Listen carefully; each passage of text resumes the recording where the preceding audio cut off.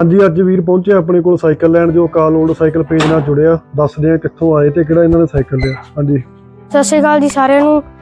ਅਸੀਂ ਦਸੌਂਦੇ ਸਿੰਘ ਵਾਲੇ ਪਿੰਡ ਤੋਂ ਆਏ ਆਂਗੇ, ਜ਼ਿਲ੍ਹਾ ਮਰੇਕੋਟਲਾ। ਅਸੀਂ ਅਕਾਲ ਓਲਡ ਸਾਈਕਲ ਤੋਂ ਐਕਸਰਸਾਈਜ਼ ਸਾਈਕਲ ਖਰੀਦੀ ਆ, ਬਹੁਤ ਵਧੀਆ ਗੀ ਤੇ ਅਸੀਂ ਚਲਾ ਕੇ ਵੀ ਦੇਖੀ, ਬਹੁਤ ਵਧੀਆ ਲੱਗੀ। ਤੇ ਤੁਸੀਂ ਵੀ ਆਓ ਤੇ ਸਾਈਕਲ ਲੈ ਕੇ ਜਾਓ। ਧੰਨਵਾਦ। ਠੀਕ ਆ ਜੀ, ਬਹੁਤ ਬਹੁਤ ਧੰਨਵਾਦ। ਤੇ ਆਪਾਂ ਇਹਨਾਂ ਨੂੰ ਦਿੱਤੀ ਐਕਸਰਸਾਈਜ਼ ਸਾਈਕਲ। ਇਹਦੀ ਸੀਟ ਆ ਜਿਹੜੀ ਉੱਚੀ ਨੀਵੀਂ ਹੁੰਦੀ ਆ ਤੇ ਅੱਗੇ ਪਿੱਛੇ ਨੂੰ ਵੀ ਹੁੰਦੀ ਆ ਤੇ ਇਦੋਂ ਹਲਕੀ 'ਚ ਵੀ ਆਉਂਦੀ ਆ, ਪਰ ਆਪਾਂ ਲੈ ਕੇ ਨਹੀਂ ਆਉਂਦੇ। ਇਹ ਮੀਡੀਅਮ ਸਾਈਜ਼ ਦੇ ਵਿੱਚ ਆ ਤੇ ਪਿੰਡ ਦਸੌਂਦਾ ਸਿੰਘ ਵਾਲੇ ਤੋਂ। ਠੀਕ ਆ ਜੀ, ਸ਼ੁਕਰੀਆ, ਧੰਨਵਾਦ ਤੁਹਾਡਾ ਬਹੁਤ ਬਹੁਤ ਵਿਜ਼ਿਟ ਕਰਨ ਲਈ।